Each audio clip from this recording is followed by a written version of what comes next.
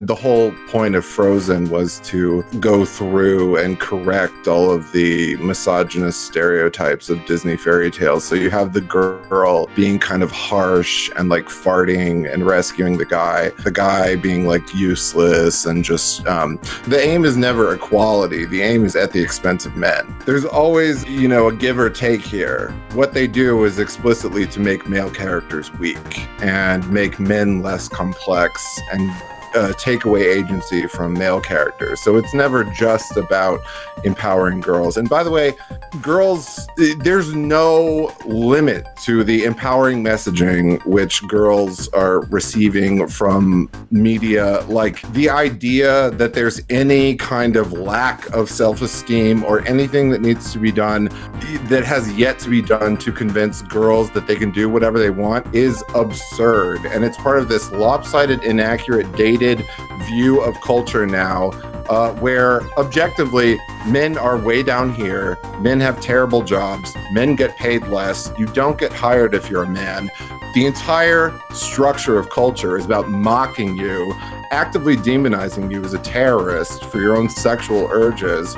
Decades and decades of this, and we still have these discussions of, but what about the self-esteem of girls? Guess what? The entire school system is about the self-esteem of girls and building up girls. But the sort of like fractured fairy tale thing of like, but what if fairy tales were feminine? Like that was a big academic trend in like the 80s, it's still going strong. I don't think the prince in the original Snow White was a complex character. Yeah. So I just want to comment on your complexity of these male characters. I'm not talking. That wasn't in reference just to fairy tales. That was in reference to all media, where male characters in movies now, if they exist at all, there really aren't any anymore in anything. It's all movies are about teenage girls being depressed. All of them. What? All movies. All of them. All horror movies are about still action movies. No, literally. I mean, barely.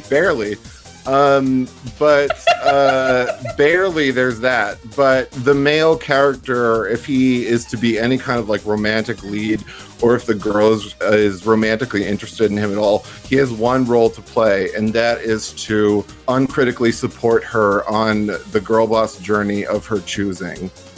So that's the only way. It's this kind of Hays Code censorship thing of men. That's the only way men can be good in movies now, is to support her on her journey, whatever that may be, because every avenue is open to her and she can't be criticized for any of them, but he will support her. Chad, now it's time for you to finally be unleashed upon the world. You have been held in the prison for too long. So what do you got to say? If we're talking about the kind of image that the media, or specifically Disney, is promoting for women for how they should want to envision themselves as explicitly being a revision of fairy tales, what has changed from the 1930s to the 2020s is technological in nature. Sarkeesian's critique of video games was really that we should not have the same mythological archetypes from the ancient world, like the damsel in distress. You can find that in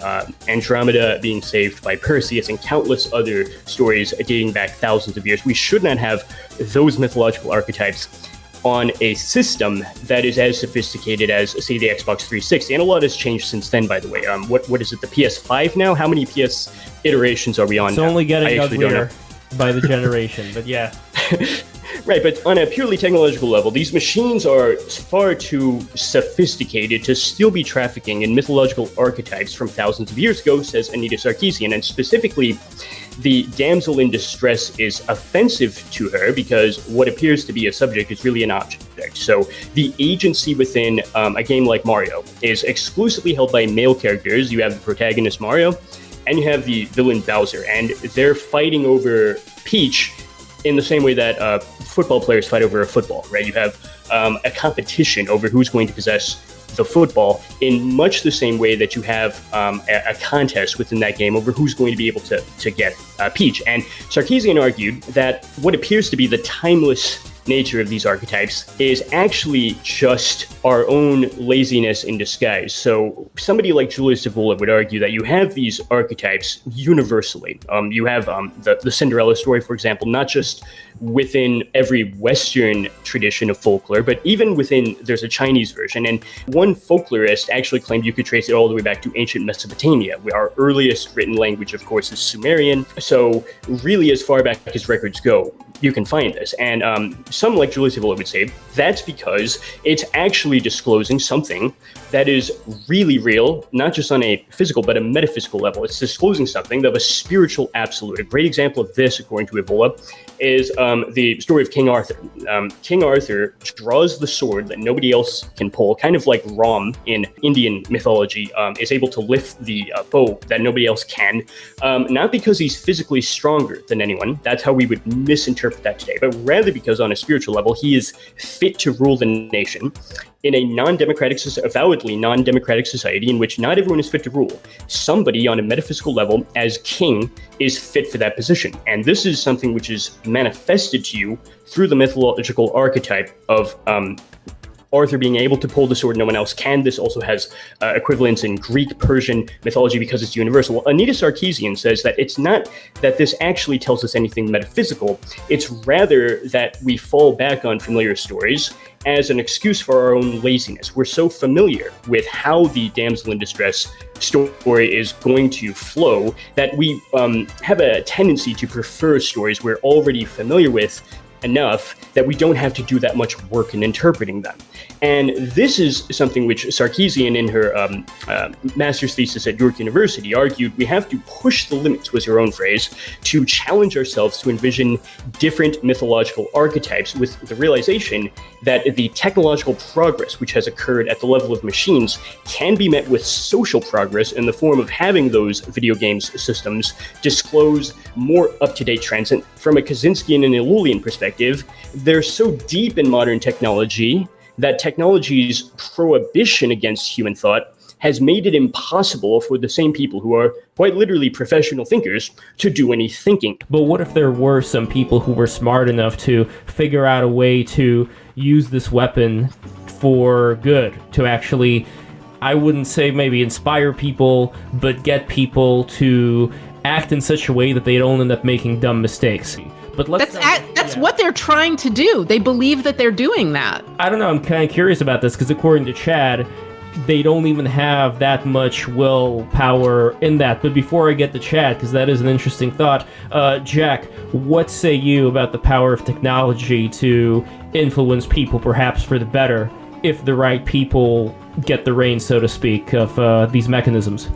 I mean, regarding like gender roles in myths and whatnot, I think the biggest cost or the biggest victims in all of this are boys, just because they have no role model. They aren't represented at all in current media. Everything is either explicitly for girls or unisex. If you go down like the former boys toy aisle in a Walmart or something, the G.I. Joes are all like black women. I'm not joking. I'm not like a conservatard making that up.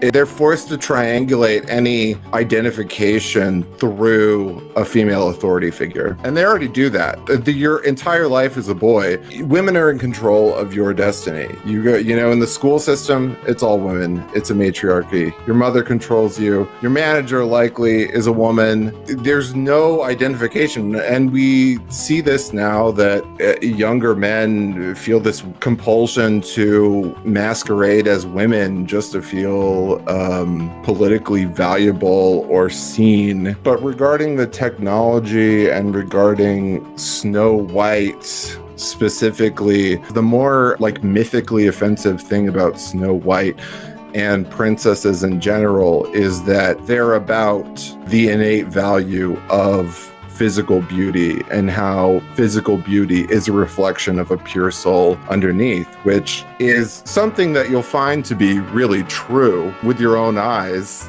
Like not that everyone beautiful is is automatically a good person. But the kind of movie stereotypes of like Barbies and jocks are like bad bullies and ugly seething nerds are the good people inwardly, that's not true. Beautiful people are kind.